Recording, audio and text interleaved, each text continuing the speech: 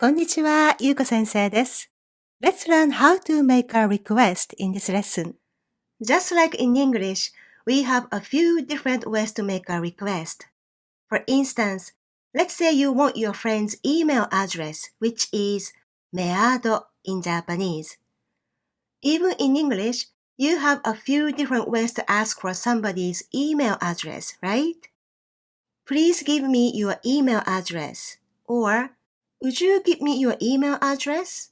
Or, can I get your email address? Or some other ways. Just like that, in Japanese too, we have different ways to make a request, depending on how formal or direct you want to sound. I'm going to introduce the most common phrases that you can use to make a request in real-life situations. Okay, let's dive into it.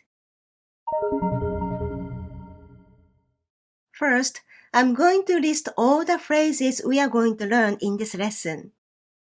手フォームください。手フォームくれますか？手フォームもらえますか？ and 手フォームもらってもいいですか？ Te form is a verb conjugation used to connect actions, make requests, and express ongoing actions or states. If you are not familiar with te form, please watch this lesson. I'll leave the link to the lesson in the description. Let's use the 手 form of the verb teach, 教えて as an example here. This is the verb that we use when we ask for somebody's information, such as name, phone number, email address, and so on. Here it means more like tell in English, as in please tell me. So here we have 教えてください。教えてくれますか？教えてもらえますか？ and 教えてもらってもいいですか？ Okay, let me go over one by one and explain the differences among these four phrases.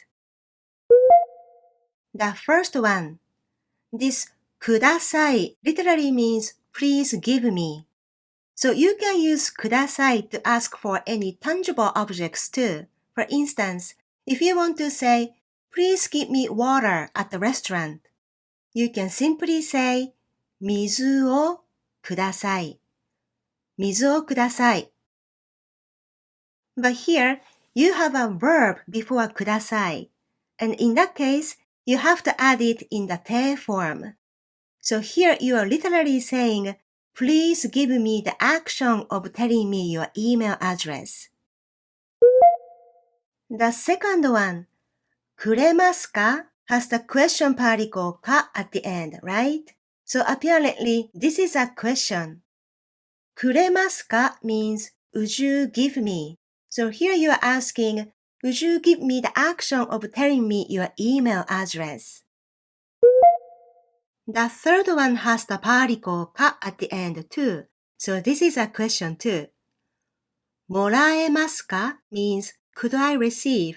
So here you are asking, could I receive from you the action of telling me your email address? The last one is the phrase for asking for permission, as in, is it okay that I receive? Or, is it okay for me to receive? So here you are asking, is it okay that I receive from you the action of telling me your email address? If I try to translate these four phrases into natural English, they are going to be more or less like this. But please keep in mind that they are not direct word-by-word translations. What you need to remember here is not the translation of these phrases. You need to remember the level of demands or forcefulness of these four requests so that you can pick the right one according to how you want to sound to that person. Take a look at these three. They are in the form of a question.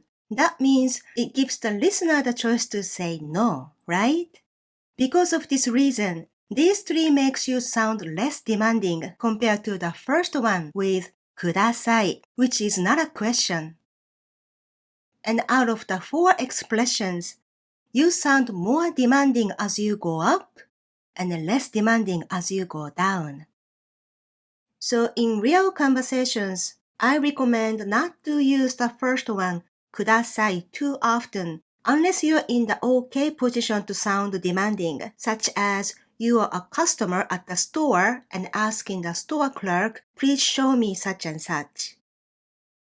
I personally do not use ください much when I'm interacting with another Japanese person. The only time that I use ください very often is when I'm teaching and then talking to my students. I would say things like, please look here, ここを見てください, or please listen carefully, よく聞いてください to my students. And it's okay for me to do so because I'm giving them instructions as a teacher. In my daily life, I naturally use the last one, もらってもいいですか most frequently. But I know it's the longest phrase out of the four, and if it's hard for you to pronounce that expression, I recommend you to pick either くれますか or もらえますか, whichever that is easier for you to pronounce. Okay, let me pronounce the four expressions for you one more time. Please repeat after me and try to copy my pronunciation. 教えてください。教えてください。教えてくれますか？教えてくれますか？教えてもらえますか？教えてもらえますか？教えてもらってもいいですか？教えてもらってもいいですか？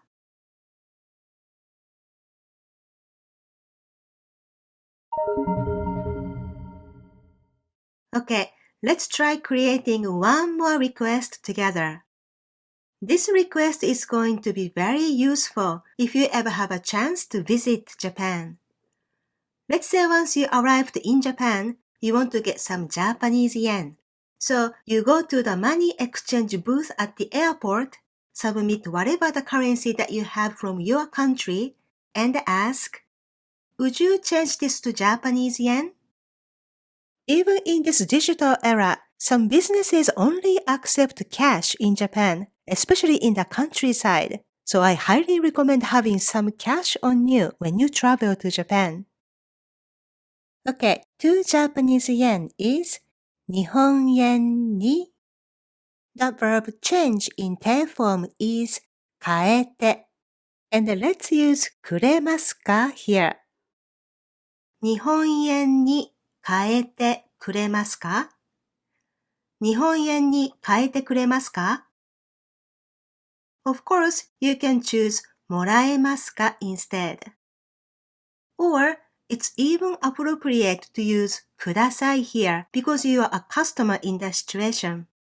If you add, excuse me, すいません before making that request, that's even better. すいません、日本円に変えてください。すいません、日本円に変えてください。If you want to sound most humble and polite, then you can choose to say, すいません、日本円に変えてもらってもいいですか？ or, すいません、日本円に変えてもらっていいですか？ The mo is often left off in spoken language, but it's up to you to use it or drop it. I hope today's lesson was helpful. If you enjoyed this lesson, you might also like these lessons that explain other phrases using the te form. You can find the links to these lessons in the Shoma section below. Do you want to learn Japanese in a step-by-step, structured way at your own pace? If so, please visit my online Japanese classes at smilenihongo.com/class. ではまた次のレッスンで会いましょう。